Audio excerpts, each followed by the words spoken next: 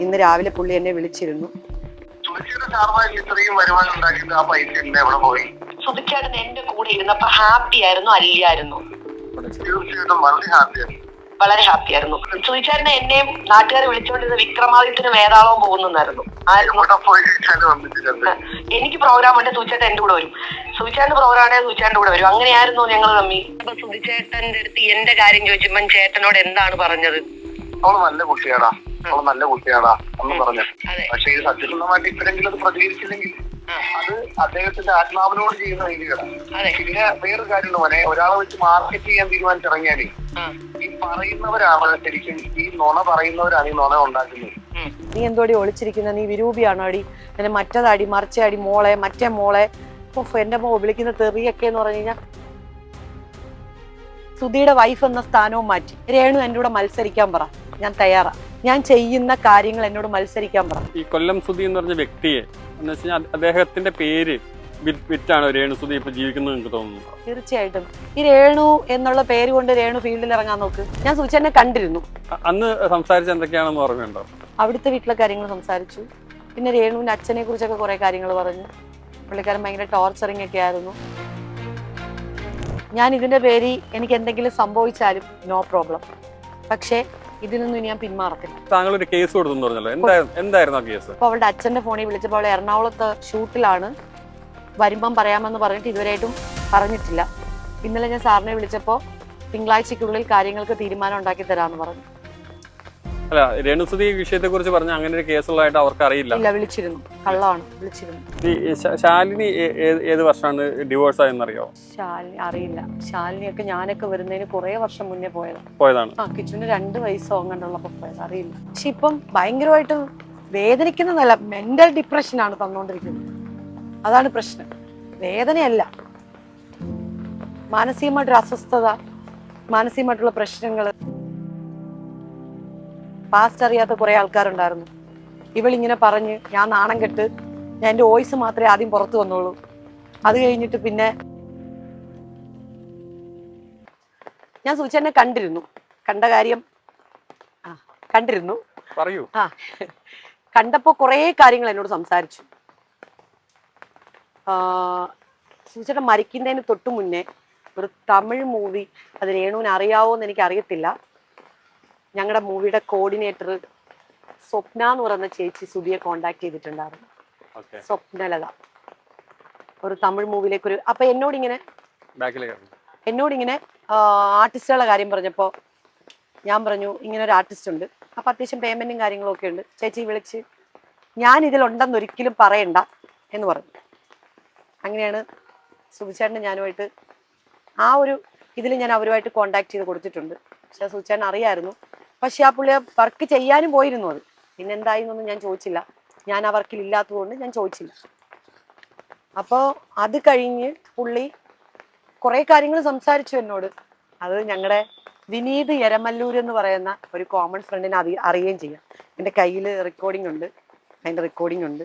ഇന്ന് രാവിലെ പുള്ളി എന്നെ വിളിച്ചിരുന്നു.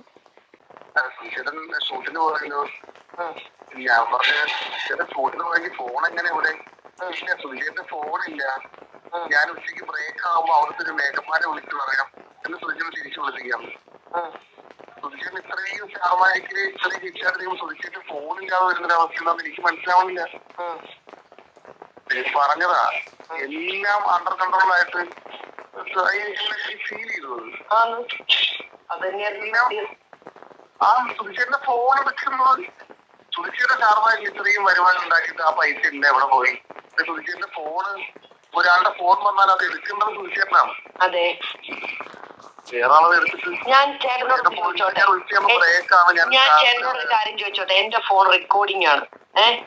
ഞാൻ ചേട്ടനോട് ഒരു കാര്യം ചോട്ടെ, സുധിച്ചേട്ടൻ എന്റെ കൂടെ ഇരുന്നപ്പോ ഹാപ്പി ആയിരുന്നു അല്ലായിരുന്നു? തീർച്ചയായിട്ടും വളരെ ഹാപ്പിയായിരുന്നു. വളരെ ഹാപ്പി ആയിരുന്നു. ചേട്ടൻ എഴുതാൻ വേണ്ടിട്ട് വന്ന് ആ വീട്ടിൽ വന്നിട്ടുള്ള ഒരാളല്ലേ, അത് എനിക്കറിയാം. അന്ന് വിനീതേട്ടൻ എന്നോട് സുധിച്ചേട്ടനോട് ഒരു കാര്യം പറഞ്ഞ് ഞാൻ ഇന്ന് ഓർക്കുന്നുണ്ട്. സുധിച്ചേട്ടാ, നിങ്ങൾ എന്തൊരു ഹാപ്പിയാണ്, ഇവളെ പോലെ ഒരു പെണ്ണിനെ നിങ്ങൾക്ക് കിട്ടിയതിൽ നിങ്ങൾ ഭാഗ്യം ചെയ്ത ഒരാളാണ്, അവൾ എന്ത് ഫ്രീ ആണ് എല്ലാരോടും എന്ന് ചേട്ടൻ പറഞ്ഞൊരു കാര്യം ഓർമ്മയുണ്ടോ? ഞാൻ പറഞ്ഞ കാര്യം എനിക്ക് ഓർക്കാതിരിക്കേണ്ട കാര്യമില്ല. പിന്നെ അത്ര സ്വർഗം പോലായിരുന്നു നിങ്ങൾ തമ്മിൽ. അതുപോലെ തന്നെ അത്രയും സ്നേഹമായിട്ട്. സുധിച്ചേട്ടനെ എന്നെയും നാട്ടുകാർ വിളിച്ചോണ്ടിരുന്ന വിക്രമാദിത്യന് വേതാളവും പോകുന്നായിരുന്നു. എനിക്ക് പ്രോഗ്രാം ഉണ്ട്, സുധിച്ചേട്ടൻ എന്റെ കൂടെ വരും. സുധിച്ചേട്ടന്റെ പ്രോഗ്രാം ആണെങ്കിൽ സുധിച്ചേട്ടന്റെ കൂടെ വരും. അങ്ങനെയായിരുന്നു ഞങ്ങൾ തമ്മി. ചുമ്മാ വെളിയിൽ പോണെങ്കിലും വൈകുന്നേരം ഞാൻ വിളിക്കുമ്പോ നിങ്ങളൊന്ന് ആ മാളിലോ അരികല്ലോ അല്ലെങ്കിൽ കൊല്ലത്തോ ബീച്ചിലോ. ഈ കിച്ചുവിനെ ഞാൻ എപ്പോഴെങ്കിലും നോക്കാതിരുന്നതായിട്ട് ചേട്ടൻ അറിവുണ്ടോ? ഇല്ല, ഞാൻ കണ്ടെടുത്തോളം അന്ന് ഞാൻ വന്ന് ഡിസ്കസ് ചെയ്യാണല്ലേ, ഞാൻ വീട്ടിൽ താമസിച്ചവരാണല്ലേ, അതുപോലെ സ്നേഹമല്ലേ. പിന്നെ ചേട്ടനോട് സുധിച്ചേട്ടൻ അവസാന സമയത്ത് എന്താണ് പറഞ്ഞത്? അതായത് നിങ്ങൾ തമ്മി കുമരകത്ത് എവിടെ ഒരു പ്രോഗ്രാമിന് പോയി സുധിച്ചേട്ടനെ കണ്ടു കഴിഞ്ഞോണ്ട് വിനീതേട്ടൻ എന്നെ വിളിച്ചായിരുന്നു. എന്നെ വിളിച്ചിട്ട് വിനീതേട്ടൻ എന്നോട് പറഞ്ഞൊരു കാര്യം എന്ന് പറഞ്ഞാൽ, മക്കളെ ഞാൻ ഒരു കാര്യം പറയാനാണ് നിന്നെ വിളിച്ചത്. പിന്നെ ഞാൻ സുധിച്ചേട്ടനെ കണ്ടിരുന്നു. എന്തിനാടി, നമ്മളൊക്കെ കുറച്ചു നാളെ ജീവിക്കുന്നുള്ളൂ, നീ എന്തിനാണ് ഒരു വാശിയും വൈരാഗ്യം കൊണ്ട് കിടക്കുന്നത്? മിണ്ട്, നിങ്ങൾ രണ്ടൊരു മിണ്ട് എന്ന് ചേട്ടൻ എന്നോട് പറഞ്ഞു ഓർക്കുന്നുണ്ടോ? പറഞ്ഞു കുമരകത്തല്ല, അത് കോട്ടയം എവിടെയോ, കോട്ടയത്ത് എവിടെയോ വെള്ളൂര് പള്ളിയിലോ എവിടെയോ ഒരു ഷോ. അന്ന് മറ്റുള്ള ആളുകളൊക്കെ ഉണ്ടായിരുന്നല്ലോ, തേനിയടുത്ത് പറയാൻ എല്ലാവർക്കും ഉണ്ടായിരുന്നു. കുറച്ച് ഗാനമേളയും അവരുടെ ടീമിന്റെ സ്കിറ്റും കാര്യങ്ങളും. അപ്പം അപ്പോഴും ഞാൻ അമ്മന്റെ അടുത്ത് ചോദിച്ചത് ഈ ഒരു കാര്യമാണ്, എന്താണ് പ്രശ്നം, അതുകൊണ്ടാണ് ഞാൻ നിന്നെ വിളിച്ചത്. കാര്യം അത് എന്തിനാണ് അങ്ങനെ ഒരു ഇത് ഇവിടെ മെന്തി പ്രശ്നങ്ങൾ തീർത്ത്. പക്ഷെ സുധീര ഹാപ്പി അല്ലായിരുന്നു. അപ്പോഴും സുധീര ഹാപ്പി അല്ല. ഹാപ്പിയായ സുധീരനെ നമുക്കറിയാം, സുധീര തമാശകൾ അറിയാം. സുധീരന് എത്ര സങ്കടം വന്നു മക്കളെ മക്കളെ മക്കളെ എന്നൊക്കെ വിളിച്ച് നിൽക്കുന്ന ഒരാളാണെങ്കിൽ പോലും ആ സമയങ്ങളിൽ ഹാപ്പി അല്ലായിരുന്നു. അന്ന് സുധിച്ചേട്ടൻ എന്തുവാണ് അവസാനമായിട്ട് അന്ന് ചേട്ടൻ എന്നോട് പറഞ്ഞ സുധിച്ചേട്ടനെ അവസാനമായിട്ട് അന്നാണ് കണ്ടത്. ഷോയിലാണ് അവസാനമായിട്ട് കണ്ടത്. എന്നോട് കുറച്ച് കാര്യങ്ങൾ ചേട്ടൻ വിനീതേട്ടൻ എന്നോട് പറഞ്ഞു. അപ്പൊ പക്ഷേ സുധിച്ചേട്ടൻ എന്താണ് ചേട്ടനോട് പറഞ്ഞത്? ഞാൻ റെക്കോർഡിംഗ് ആണ്, അതുകൊണ്ടാണ് എനിക്കിത് ആവശ്യമുണ്ട്. ചേട്ടൻ റെക്കോർഡ് ചെയ്യാലോ. കാരണം ഇത് എനിക്ക് സുധിച്ചേട്ടൻ പറഞ്ഞത് ഒരു കാര്യം മറച്ചു വയ്ക്കാനോ അല്ലെങ്കിൽ നിന്റെ അടുത്ത് സംസാരിക്കേണ്ട ആവശ്യം എനിക്കില്ല. കാരണം എനിക്കറിയാവുന്ന കാര്യങ്ങൾ, ഞാൻ സുധിച്ചേട്ടൻ പേഴ്സണലുള്ള കാര്യങ്ങളോ സംസാരങ്ങളോ ഞങ്ങളില്ല. കാരണം എന്റെ ലൈഫിലും ഇതുപോലൊരു ഇഷ്യൂ നിൽക്കുന്ന കൊണ്ടാണ് ഞാൻ ആ കൊല്ലത്ത് നമ്മുടെ വീട്ടിൽ വന്നപ്പോഴും ഞാൻ പറഞ്ഞത് സുധിച്ചേട്ടൻ എന്തൊരു ഭാഗ്യവാനാണ്, ഇത്ര എല്ലാവരും ഫ്രീ ആയിട്ട് ഇടപെടുന്നു. അത് കരണ്ട് പോയപ്പോഴും ഒരു ഘട്ടത്തിൽ നമ്മൾ മൂന്നിരുന്ന് നോക്കണ്ടോ? ഞാൻ ഇറങ്ങിയോടില്ല, സുധീരൻ ഇറങ്ങി ഓടിയില്ല. കറണ്ട് വരുന്നവരെ അവിടെ വർത്തമാനം പറഞ്ഞിരുന്നു. അപ്പൊ നീ പറഞ്ഞ പോലെ അതാണ് ഞാൻ ഇത്ര ഫ്രീ ആണ് സുധിച്ചേട്ടാ, ലൈഫ് അടിപൊളിയാണെന്ന് ഞാൻ പറഞ്ഞത്. ഞാൻ ലാസ്റ്റ് ആണ് സുധിച്ചേട്ട ഹാപ്പി അല്ലായിരുന്നു എന്ന് പറഞ്ഞാൽ പഴയ സുധിച്ചേട്ട നമുക്ക് നന്നായിട്ട് അറിയാം. എനിക്ക് എന്തോ പറയാനും വയ്യ, പറയാതിരിക്കാനും വയ്യ എന്നൊരു അവസ്ഥയിലായിരുന്നു എന്ന് എനിക്ക് തോന്നുന്നു. അന്ന് അവസാനമായിട്ട് കണ്ടപ്പോ സുധിച്ചേട്ടന്റെ അടുത്ത് എന്റെ കാര്യം ചോദിച്ചപ്പോ ചേട്ടനോട് എന്താണ് പറഞ്ഞത്? അവള് നല്ല കുട്ടിയാടാ എന്ന് പറഞ്ഞു. അവള് നല്ല കുട്ടിയാണ്. അതിപ്പം അഖില് തന്നെ പിന്നെ ഒരു അമ്പലത്തില് എന്താ പറയാ സ്റ്റേജില് പടക്കരപ്പള്ളിയോ എവിടെയൊരു അമ്പലത്തിൽ വന്നപ്പോ സൂചിച്ചിടം പറഞ്ഞു അവള് നല്ല കുട്ടി, അവളെ പൊന്നെ പോലെ നോക്കണം എന്ന് പറഞ്ഞിട്ടല്ലേ സൂചിച്ചിടം പോയേ. അത് അഖിലിന്റെ അടുത്ത് പറഞ്ഞിട്ടുണ്ട്, നീയും പറഞ്ഞിട്ടുണ്ട്. ബാക്കിയെന്ത് പറയാനാ? അല്ല, സുധിച്ചേട്ടന്റെ കൂടെ ഞാൻ ഇപ്പം ഓരോ കമന്റ്സുകൾ വരുന്നേ എന്ന് വെച്ച് കഴിഞ്ഞാൽ, സുധിച്ചേട്ടന്റെ കൂടെ ഞാൻ നിന്നപ്പോ സുധിച്ചേട്ടനെ വെച്ചിട്ട് ഞാൻ വേറെ ആൾക്കാരുടെ പോയി. പിന്നെ അതുപോലെ തന്നെ സുധിച്ചേട്ടന് സഹിക്കാൻ വയ്യാഞ്ഞ് രേണു എന്ന് പറയുന്ന ഒരു വ്യക്തിനെ എടുത്തു വെച്ചതാണ്. അങ്ങനെയൊക്കെയുള്ള സത്യം രേണു എന്ന് പറഞ്ഞ ആള് സുധിച്ചേട്ടന് മെസ്സേജ് അയച്ചതല്ലേ?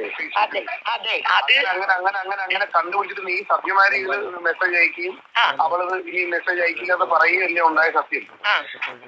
എന്നിട്ട് അവളല്ലേ മെസ്സേജ് അയച്ചയച്ച് ഈ ഇങ്ങനെ പോയേ. സുധിച്ചേട്ടൻ ഒരിക്കലും അങ്ങോട്ടൊന്നും ചാടില്ലല്ലോ. കാരണം സുധിച്ചേട്ടന്റെ എപ്പോഴും നീ ജീവനായിരുന്നു.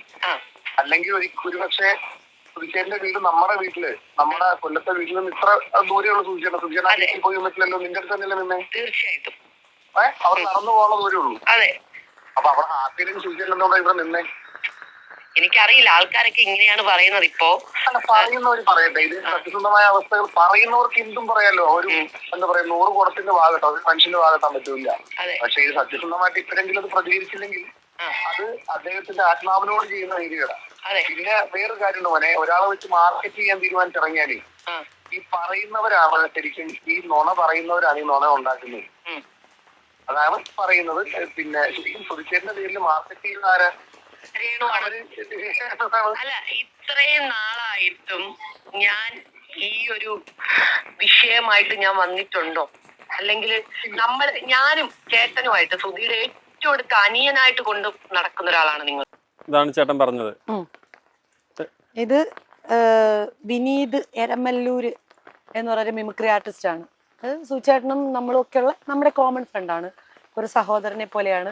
ഇന്നലത്തെ എൻ്റെ ഇന്റർവ്യൂ എപ്പിസോഡ് കണ്ടിട്ട് രാവിലെ എന്നെ വിളിച്ചു. ഇപ്പൊ ഇതിനകത്ത് തന്നെ താങ്കൾ പറയുന്ന കുറെ കാര്യങ്ങളുണ്ട്. ഇപ്പൊ രേണു സുധി എന്ന് പറഞ്ഞ വ്യക്തി, അദ്ദേഹത്തിന് അവർക്കൊരു റീച്ച് വന്നു, അല്ലെങ്കിൽ അവർക്ക് കൊല്ലം സുധിയുടെ ഭാര്യ എന്നുള്ള രീതിയിൽ, അല്ലെങ്കിൽ ഒരു ആർട്ടിസ്റ്റ് എന്നുള്ള സെലിബ്രിറ്റി എന്നുള്ള രീതിയിൽ ഇപ്പൊ താങ്കളെ അറിയുന്നതിനേക്കാളും കൂടുതൽ ആൾക്കാർ, പൊതുജനങ്ങൾ അവരെ അറിഞ്ഞു തുടങ്ങി. ശരിക്കും അങ്ങനെ ഒരു അസൂയ നിങ്ങൾക്കുണ്ടോ? ഒരിക്കലും ഇല്ല. എന്തിനാ? അതിന്റെ ആവശ്യമില്ലല്ലോ. എനിക്ക് ഫെയിം ആവണമെങ്കിൽ ഞാൻ പറഞ്ഞില്ലേ, ഒരുപാട് പേര് എന്നെ അറിയാവുന്നവരുണ്ട്, നമുക്ക് വേണമെങ്കിൽ പോവാം. പിന്നെ അതാണ് അതിന്റെ ഒരു സാമ്പിൾ ഞാൻ പറഞ്ഞത്. ഞാനൊരു കയ്യില്ലാത്ത ഉടുപ്പും എൻ്റെ വയറ് കാണിച്ചൊരു ഇത് ഇട്ട് കഴിഞ്ഞാൽ ഇതുപോലെ തന്നെ ഞാനും പോവും. അതിപ്പം ഞാൻ പറഞ്ഞില്ലേ, പ്രേക്ഷകർ എടുക്കുന്ന ഒരാൾ നല്ലത് ചെയ്യുന്നതല്ല. മറ്റൊരു കാര്യം ചോദിച്ചോട്ടെ, ഈ കൊല്ലം സുധി എന്ന് പറഞ്ഞ വ്യക്തിയെ എന്ന് വെച്ച് കഴിഞ്ഞാൽ അദ്ദേഹത്തിന്റെ പേര് വിറ്റാണ് രേണു സുധി ഇപ്പൊ ജീവിക്കുന്നത് നിങ്ങൾക്ക് തോന്നുന്നുണ്ടോ? തീർച്ചയായിട്ടും. ഈ രേണു എന്നുള്ള പേര് കൊണ്ട് രേണു ഫീൽഡിൽ ഇറങ്ങാൻ നോക്ക്. ഞാൻ പറയട്ടെ, ഈ സുധി അങ്ങ് മാറ്റി, ഈ സുധിയുടെ വൈഫ് എന്ന സ്ഥാനവും മാറ്റി. രേണു എൻ്റെ കൂടെ മത്സരിക്കാൻ പറ, ഞാൻ തയ്യാറാ. പറ, ഞാൻ ചെയ്യുന്ന കാര്യങ്ങൾ എന്നോട് മത്സരിക്കാൻ പറ, ഞാൻ തയ്യാറാണ്. പക്ഷെ രേണു സുധി എന്നുള്ള ഫെയിം അങ്ങ് മാറ്റണം. രേഷ്മ തങ്കച്ചൻ അല്ലെങ്കിൽ രേണു തങ്കച്ചനായിട്ട് വരണം എൻ്റെ കൂടെ. എവിടെ വേണമെങ്കിലും വരാൻ പറ, ഞാൻ മത്സരിക്കാൻ തയ്യാറ്. എന്ത് കാര്യമാണെങ്കിലും മത്സരിക്കാൻ തയ്യാറ്. ഇതിൽ കൂടുതൽ എനിക്ക് വെല്ലുവിളിക്കാൻ പറ്റത്തില്ല. ഇപ്പോ രേണു തന്നെ പല ഇന്റർവ്യൂവിലും പറഞ്ഞിട്ടുണ്ട്, ശാലിനി പോയതിന് ശേഷം സുധിച്ചേട്ടൻ അനുഭവിച്ച വേദനകളൊക്കെ മാറ്റി പുള്ളിനെയൊക്കെ കെയർ ചെയ്ത് മുന്നോട്ട് കൊണ്ടുപോയത് രേണു ആണെന്ന്. അപ്പൊ അതിനെ കുറിച്ച് എന്താ ശരിക്കും പറയാനുള്ളത്? സുധിച്ചേട്ടൻ ശാലിനി പോയതിനു ശേഷം ശരിയായിരിക്കാം, എനിക്കറിയില്ല. നമ്മളായിട്ടുണ്ടാകുന്ന വേദനകളല്ലേ നമ്മുടെ ലൈഫിൽ വരുന്നത്.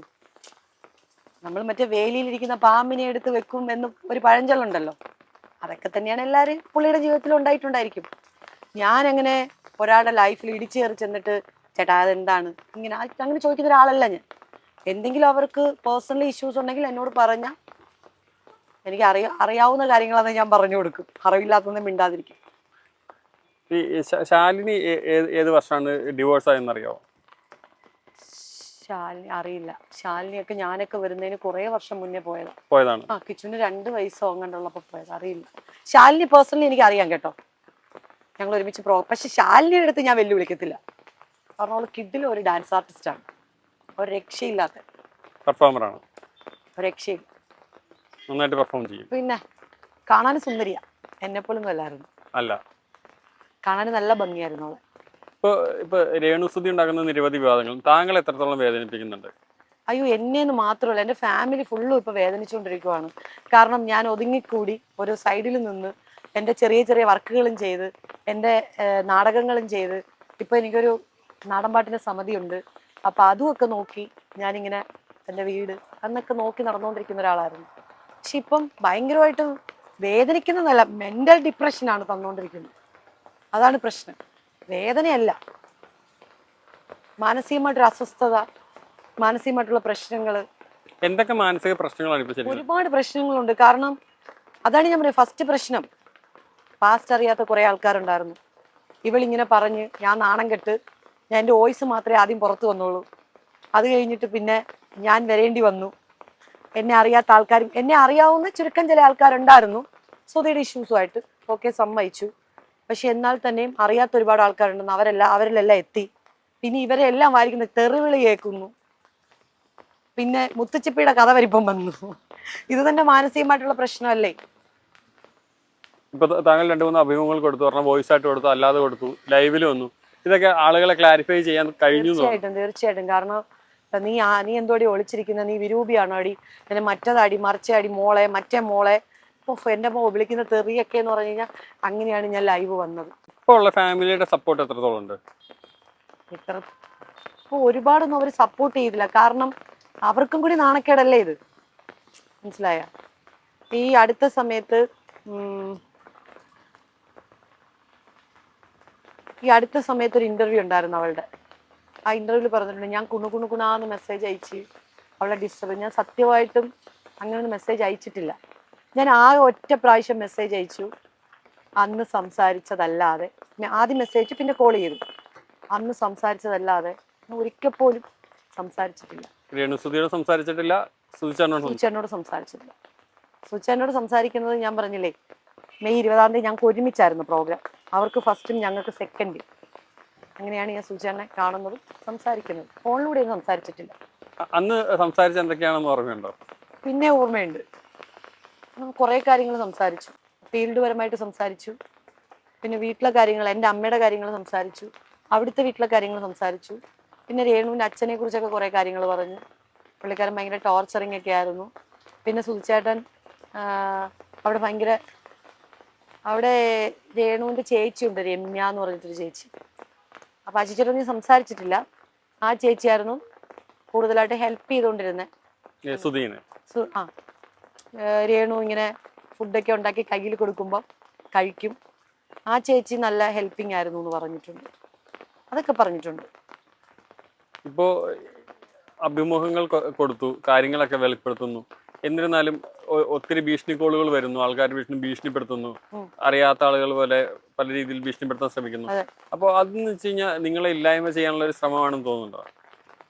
ഞാൻ ഇതിന്റെ പേരിൽ എനിക്ക് എന്തെങ്കിലും സംഭവിച്ചാലും നോ പ്രോബ്ലം, പക്ഷേ ഇതിനൊന്നും ഞാൻ പിന്മാറത്തില്ല. ഇതിനിടയ്ക്ക് താങ്കൾ ഒരു കേസ് കൊടുത്തെന്ന് പറഞ്ഞല്ലോ, എന്തായിരുന്നു ആ കേസ്? അവിടുന്ന് ആദ്യം വിളിച്ചപ്പോ സാറ് പറഞ്ഞെന്ന് വെച്ച് കഴിഞ്ഞാൽ ഫോൺ എടുക്കുന്നില്ലായിരുന്നു. പിന്നെ അവളുടെ അച്ഛൻ്റെ ഒക്കെ നമ്പർ കിട്ടി, അച്ഛൻ്റെ ചേട്ടത്തിയുടെ ചേട്ടൻ്റെ ഒക്കെ നമ്പർ കിട്ടിയായിരുന്നു. അപ്പോൾ അവളുടെ അച്ഛൻ്റെ ഫോണിൽ വിളിച്ചപ്പോൾ അവൾ എറണാകുളത്ത് ഷൂട്ടിലാണ്, വരുമ്പം പറയാമെന്ന് പറഞ്ഞിട്ട് ഇതുവരെയായിട്ടും പറഞ്ഞിട്ടില്ല. ഇന്നലെ ഞാൻ സാറിനെ വിളിച്ചപ്പോൾ തിങ്കളാഴ്ചക്കുള്ളിൽ കാര്യങ്ങൾക്ക് തീരുമാനം ഉണ്ടാക്കി തരാമെന്ന് പറഞ്ഞു. അല്ല, രേണുസുതി വിഷയത്തെ കുറിച്ച് പറഞ്ഞ അങ്ങനെ ഒരു കേസുള്ളതായിട്ട് അവർക്ക് അറിയില്ല. ഇല്ല, വിളിച്ചിരുന്നു, കള്ളമാണ്. വിളിച്ചപ്പോൾ പറഞ്ഞ് വീണ ആദ്യം വിളിച്ചപ്പോൾ ആരും ഫോൺ എടുക്കുന്നില്ല, അല്ല വീട്ടിൽ ഫോൺ എടുക്കുന്നില്ല. പിന്നെ വീണ തന്നവർ അച്ഛൻ്റെ നമ്പറിലേക്ക് വിളിച്ചപ്പോൾ പുള്ളിക്കാരത്തി എറണാകുളത്ത് ഷൂട്ടിലാണെന്ന് പറഞ്ഞു. പിന്നെ ഞങ്ങൾ വേറെ വിളിച്ച് ചോദിച്ചാൽ പറഞ്ഞ് ഷൂട്ടിലൊന്നുമല്ല, വീട്ടിലുണ്ടെന്ന്. പേടിച്ചിരിക്കുകയാണ്. വീട്ടിലുണ്ട് എന്നാണ് ഞങ്ങൾ അറിഞ്ഞത്. പേടിച്ചിരിക്കണോ ഇല്ലെന്ന് അറിയത്തില്ല. അപ്പം ഞാൻ സാറിനോട് പറഞ്ഞു, സാറേ എനിക്ക് തിങ്കളാഴ്ചക്കുള്ളിൽ കറക്റ്റ് ഡീറ്റെയിൽസ് അറിയണം, ഇല്ലെങ്കിൽ ഞാൻ കമ്മീഷണർക്ക് പരാതി കൊടുക്കുമെന്ന് പറഞ്ഞു.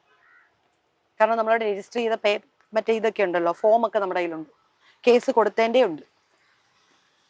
ഇപ്പൊ ഈ കൊല്ലം സുധി അദ്ദേഹത്തിന് വിവാഹം കഴിച്ചതിനും വിവാഹമോചനത്തിനും അങ്ങനെയുള്ള പ്രൂഫുകളെല്ലാം താങ്കളുടെ കയ്യിലുണ്ടോ? എല്ലാം ഉണ്ട്. ഇപ്പോൾ ശക്തമായി തന്നെ മുന്നോട്ട് പോകാൻ സാധിക്കും. തീർച്ചയായിട്ടും. Thank you. All the best.